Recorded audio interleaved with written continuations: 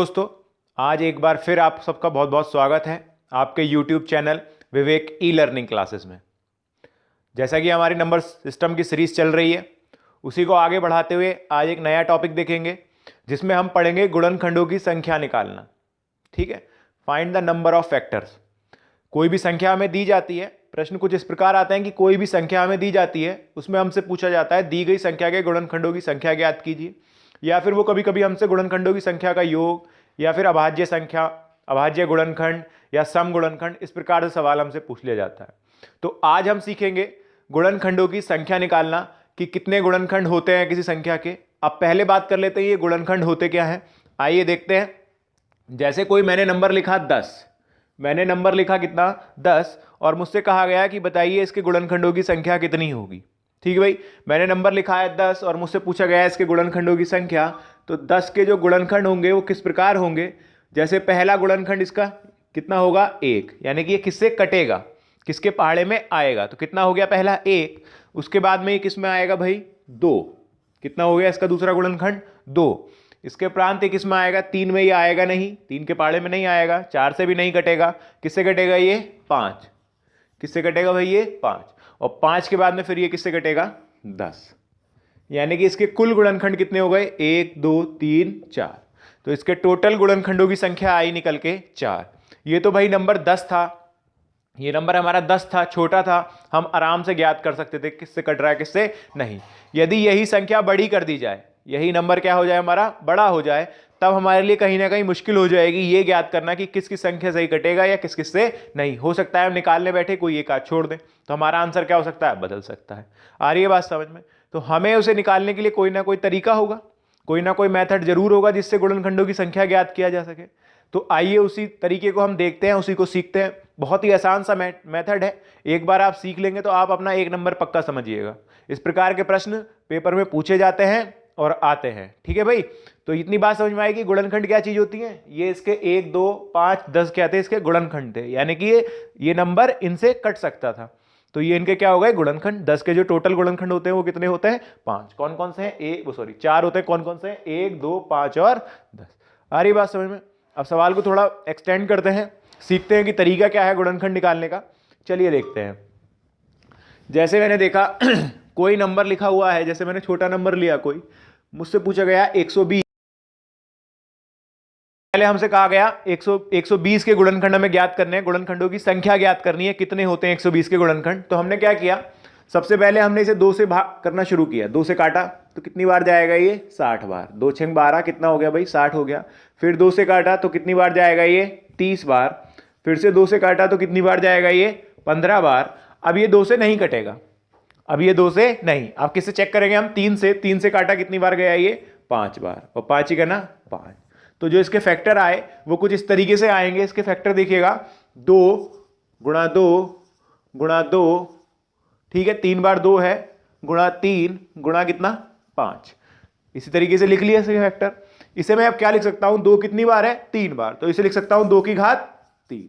इसी प्रकार 3, इसी प्रकार 5, 3 की घात 1 और 5 की घात भी कितनी है भाई 1। इतनी बात सबको समझ में आ रही है। मैंने क्या किया है 120 के फैक्टर किए और उसे लिख लिया है, जो भी उसके फैक्टर आए हैं। जो फैक्टर आए हैं वो कितने हैं 2 की घात 3, 3 की घात 1 और 5 की घात कितना भाई 1। इतनी बात समझ में आ रही है दोस्तों।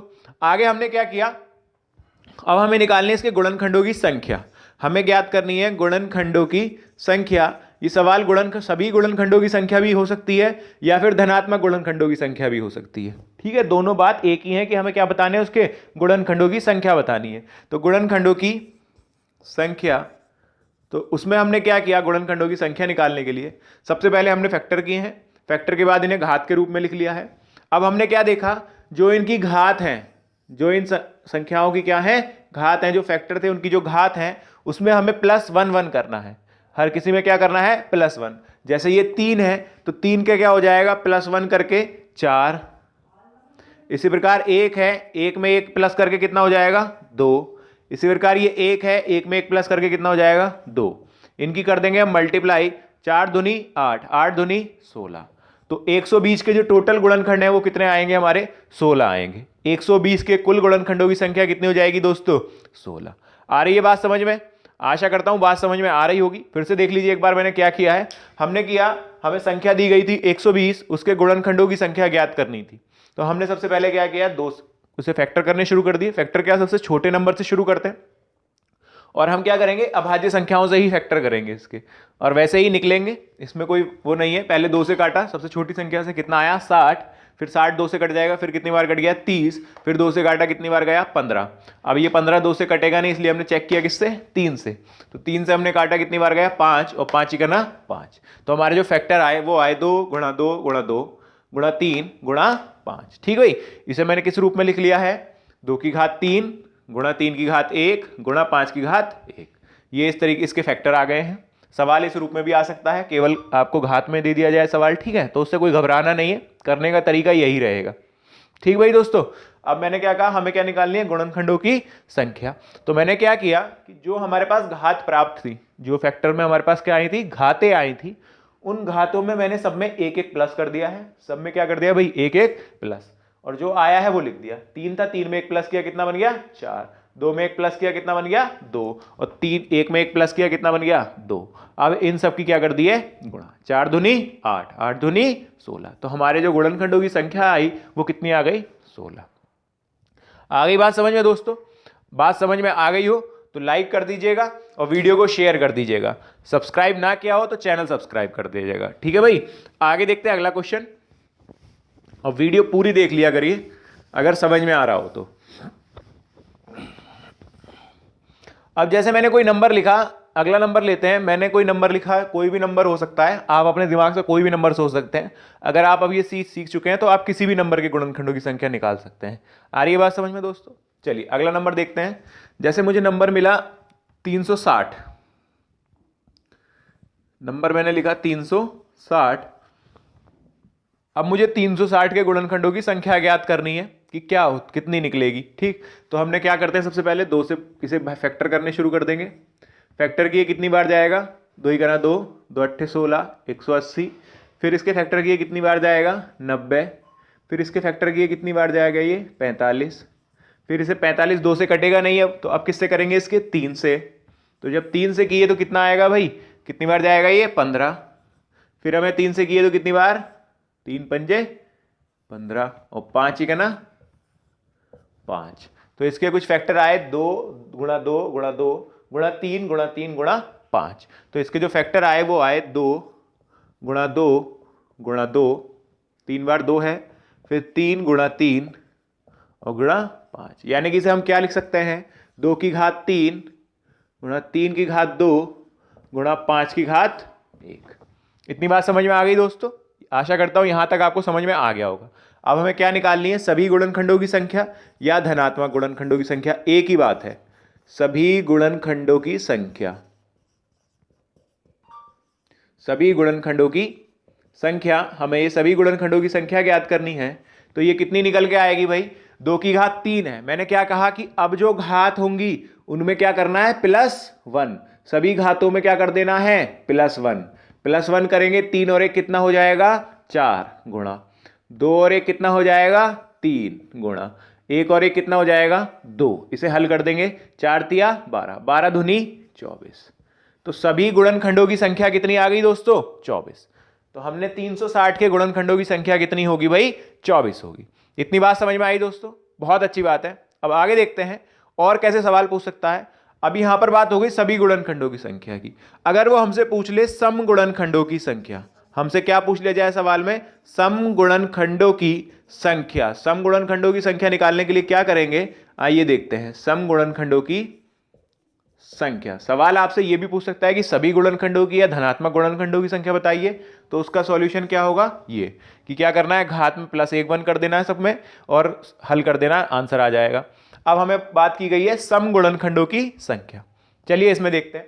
सम गुणनखंडों की संख्या निकालने के लिए क्या करेंगे, जो भी 2 की घात होगी, हम सभी घातों में क्या कर रहे हैं, +1 कर रहे हैं। अब हमें निकालनी केवल क्या है, सम गुणनखंडों की संख्या। तो इसके लिए हम क्या करेंगे, जो भी 2 की घात होगी उसमें +1 नहीं करेंगे, जो भी 2 की घात होगी उसमें +1 नहीं करेंगे, बाकी सवाल वैसे ही करेंगे, यानी कि बाकी की घात में क्या करेंगे, +1 करेंगे। आ रही है बात समझ में दोस्तों? तो मैंने क्या कहा, जो भी 2 की घात होगी, कितनी है 2 की घात, 3, इसमें +1 नहीं करेंगे, इसे ऐसे ही लिख देंगे, कितनी हो गई भाई, 3 गुणा, आगे वालों में +1 करेंगे। तो 2 और 1 कितना हो जाएगा भाई, 3, 2 में 1 प्लस किया कितना हो गया, 3, और यहां पर 1 में 1 प्लस किया कितना हो गया, 2, कितना आ जाएगा, 3 तिया 9 और 9 दूनी 18। तो इसका कितना आया भाई, सम गुणनखंडों की संख्या क्या आई, 18। इसमें करते क्या है, इसमें करा यह है कि 2 की घात में 1 प्लस नहीं करते, 2 की घात में 1 प्लस नहीं करते हैं, बाकी का सवाल वैसे ही है, सबकी घात में क्या करना है, +1 करना है, लेकिन अगर सम पूछ ली जाए तो 2 की घात में +1 नहीं करना है, इसे ऐसे ही हल करना है। आ रही है बात समझ में दोस्तों? आशा करता हूं बात समझ में आ रही होगी। ठीक भाई, आगे देख लेते हैं। ये तो बात हो गई हमारी किसकी भाई, सभी गुणनखंडों की, सम गुणनखंडों की। अब वो हमसे पूछ लेता है विषम गुणनखंडों की संख्या। क्या पूछ लेगा भाई वो हमसे, विषम गुणनखंडों की संख्या। हमें क्या ज्ञात करना है इसमें, विषम गुणनखंडों की संख्या। तो विषम गुणनखंडों की संख्या निकालने के लिए क्या करते हैं हम, विषम गुणनखंडों की संख्या निकालने के लिए कुछ नहीं करना है, ये 2 वाली टर्म ही छोड़ देनी है, जो 2 की जो भी घात होगी उसे हमें छोड़ देना है, बाकी का सवाल वैसे का वैसे ही करना है। विषम गुणनखंडों की संख्या अगर पूछी जाए तो जो 2 की घात जो भी होगी उसे छोड़ देंगे, बाकी का सवाल वैसे ही करेंगे, यानी कि बाकी में +1 करके गुणा करनी रहेगी।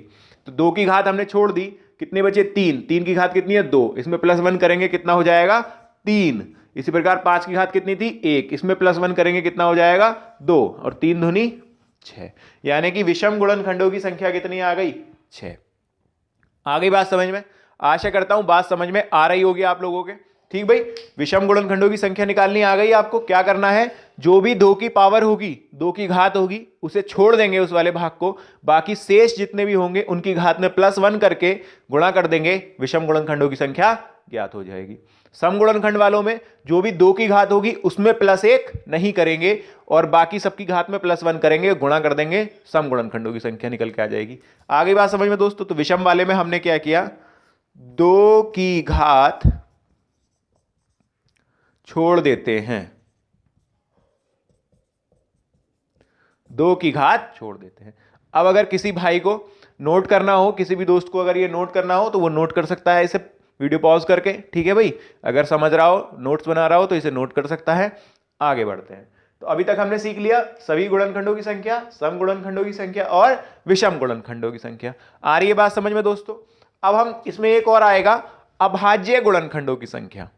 एक लास्ट है इसका संख्याओं में कि अभाज्य गुणनखंडों की संख्या ज्ञात करना। तो आइए देखते हैं कि अभाज्य गुणनखंडों की संख्या कैसे निकलती है। ये रफ कर देता हूं इतना।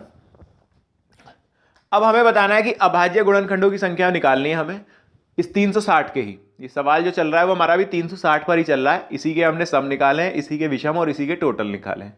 तो इसके सबसे पहले फैक्टर करने रहते हैं। फैक्टर जो आए कुछ इस रूप में आए। अब हमें बताना है अभाज्य गुणनखंडों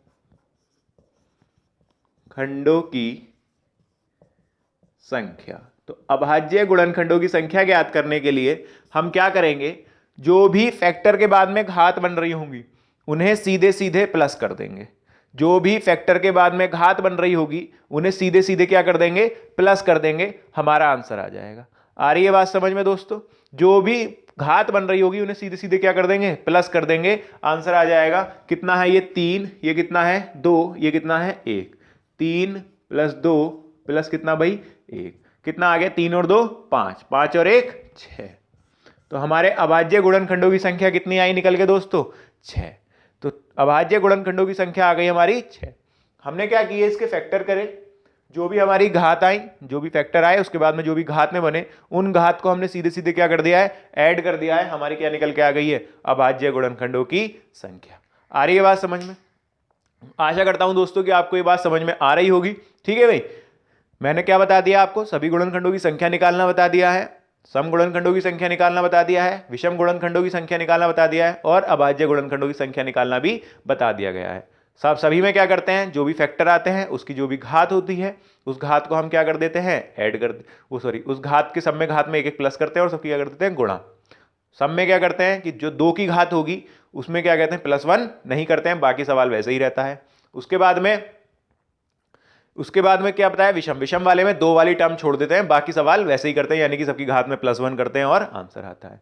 अभाज्य में क्या होता है कि जितनी भी घात बनी होती है उन्हें सबको क्या कर देते हैं, ऐड कर देते हैं, अभाज्य संख्याओं के गुणनखंड ज्ञात हो जाते हैं, मतलब अभाज्य गुणनखंड ज्ञात होते हैं। अब एक बात इसमें पॉइंट करने की यह है कि ये जो आपके फैक्टर होंगे, जैसे इसके 2 में 3 में और 5 की में आ रहे हैं, ये हमेशा अभाज्य ही होने चाहिए। ये जो नीचे लिखे नंबर हैं ये हमेशा कैसे होने चाहिए, अभाज्य ही होने चाहिए, तब ये रूल काम करेगा। कभी कभी आपको घात के रूप में भी सवाल दे सकता है, वो ऐसे इस रूप में लिखा हुआ और उसमें कहीं 4 की घात लिख दी है, तो उस 4 को हम किस में तोड़ देना है, 2 गुणा 2 में। अगर 6 लिखा है तो किस में तोड़ देना है, 2 तिया 6 में। आ रही बात समझ में, यानी कि जो नीचे वाले नंबर हैं ये हमेशा कैसे होने चाहिए, अभाज्य टर्म होनी चाहिए। ये होने चाहिए हमेशा 2, 3, 5, 7, ठीक है, 11, 13, इस तरीके के नंबर होने चाहिए, तब ये सारे नियम लगेंगे। आ रही बात समझ में। अगर इस तरीके के नंबर नहीं है तो ये नियम नहीं लगेंगे, उन्हें पहले इस तरीके से बनाना पड़ेगा। जैसे कहीं 4 आ गया, 4 की घात आ गई, तो उसे 4 को हम क्या लिख देंगे, 2 गुणा 2, तो वो बन जाएगा 2 की घात में भाई। इस प्रकार से ये सवाल हमें करने हैं। चलिए देख लेते हैं एक सवाल और। आशा करता हूं ये निकालने आ गए होंगे, आपको नहीं आए हो तो दोबारा से वीडियो रिवाइंड करके देख लेना, एक बार आ जाएगा, ठीक है। बहुत सरल सा टॉपिक है, एक बार आपको समझ में आ जाएगा तो आपका नंबर ये पक्का हो जाएगा, ठीक है भाई दोस्तों। चलिए देखते हैं।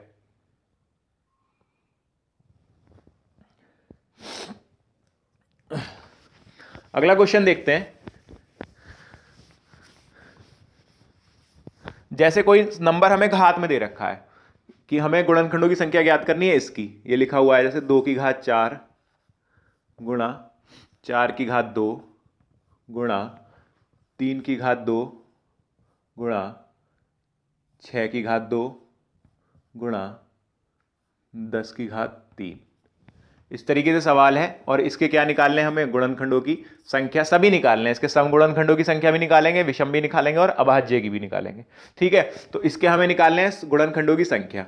तो सबसे पहले मैंने बताया कि ये नीचे वाले नंबर जो होने चाहिए सारे के सारे क्या होने चाहिए, अभाज्य, और अगर ऐसा नहीं है तो उन्हें बनाएंगे, अगर ऐसा नहीं है तो उन्हें बनाएंगे, ठीक है। तो ये 2 तो पहले से ही अभाज्य, तो ये 2 की घात कितना रहेगा भाई, 4, ये तो रहा 2 की घात 4, ठीक है। उसके बाद है ये 4, तो 4 को हम क्या लिख सकते हैं, 2 की घात 2 और ऊपर कितना 2, 4 को लिखा जा सकता है ना भाई 2 की घात 2, तो कितना हो गया 2 गुणा 3, पहले से ये अभाज्य है तो 3 की घात 2 गुणा 6 को लिख सकते हैं हम 2 गुणा 3 की घात कितना 2 गुणा 10 को लेके लिख सकते हैं भाई, 10 को लिखा जा सकता है क्या, 5 दूनी 10, तो कितना हो जाएगा 5 गुणा 2, 5 गुणा 2 की घात कितना 3। इतनी बात समझ में आ गई। चलिए अब आगे देखते हैं, आगे कितना होगा हमारा, 2 की घात 4 हो गया तो 2 की घात 4, ये कितना हो जाएगा 2 दूनी 4, यहां भी 2 की घात कितनी हो जाएंगी 4, ये 3 की घात 2 और ये हो जाएगा 2 की घात 2 गुणा 3 की घात 2 गुणा 5 की घात 3 गुणा 2 की घात 3। इतनी बात समझ में आ रही है दोस्तों। ये इस तरीके से हमने इन्हें अब क्या बना लिया, सबको अभाज्य संख्या बना ली है, नीचे सब 2, 3, 5 इसी रूप में सारी की सारी अभाज्य है। अब जो सेम है उन्हें जोड़ दो, यहां भी 2 है, यहां भी 2 है, यहां भी 2 है, यहां भी 2 है, तो टोटल घात कितनी हो गई, 4 और 4 8, 8 और 2 10, 10 और 3 13, यानी कि 2 की घात कितना हो गया हमारा भाई 13 गुणा, फिर हमें क्या आ गया, 3 को देखेंगे, 3 की घात 2, 3 की घात 2, तो 2 और 2 4, तो 3 की घात कितनी हो गई भाई 4 गुणा, फिर कितना बचा हमारा 5, तो 5 की घात कितनी हो गई भाई 3। हमसे सबसे पहले पूछा गया इसके गुणनखंडों की संख्या ज्ञात कीजिए, तो गुणनखंडों की संख्या, गुणनखंडों की संख्या, गुणनखंडों की संख्या में क्या करते हैं, जो भी घात बनती है उनमें +1 करते हैं और उनकी गुणा कर देते हैं। तो 13 में 1 जोड़ोगे कितना हो जाएगा 14, 4 में 1 जोड़ोगे कितना हो जाएगा 5 और 3 में 1 जोड़ोगे कितना हो जाएगा भाई 4। इतनी बात समझ में आ गई दोस्तों। अब इनकी मल्टीप्लाई कर दीजिए, 14 पंजे कितने हो जाएंगे 70 और 70 चौक हो जाएंगे कितने 280, तो इसके टोटल गुणनखंडों की संख्या कितनी आ गई भाई 280। ठीक है दोस्तों, अब हमसे पूछा गया सम गुणनखंडों की संख्या, सम गुणनखंडों की संख्या। तो यहां जो होता है 2 की घात जो भी होती है उसे क्या कर देते हैं, उसमें +1 नहीं करते हैं। तो कितना हो जाएगा भाई, 13 गुणा 5 गुणा 4, 4 पंजे 20 और 2 कितना हो जाएगा 260। कितना निकल के आ जाएगा इसका मल्टीप्लाई करके 260। अब हमसे पूछी जाए अगर विषम गुणनखंडों की संख्या, तो विषम वाले में दोस्तों हम क्या करते हैं, 2 वाली टर्म को छोड़ देते हैं, बाकी बची 3 और 5 की। तो 4 और 1 कितना हो गया 5 और 3 में 1 जोड़ें कितना हो गया 4, 4 पंजे कितना हो गया 20। तो इसके जो विषम गुणनखंडों की संख्या आई वो आई 20, सम गुणनखंडों की संख्या आई 260 और टोटल गुणनखंडों की संख्या कितनी है 280। आ रही है बात समझ में? आशा करता हूं बात समझ में आ रही होगी आप लोगों को। अगर बात समझ में आ रही है तो वीडियो को लाइक कर दीजिएगा और एंड तक देखिएगा, ठीक है भाई। और चैनल सब्सक्राइब नहीं किया है तो सब्सक्राइब कर दीजिएगा। अब आगे बात करते हैं हम अभाज्य गुणनखंड, अगर इसके पूछ ले अभाज्य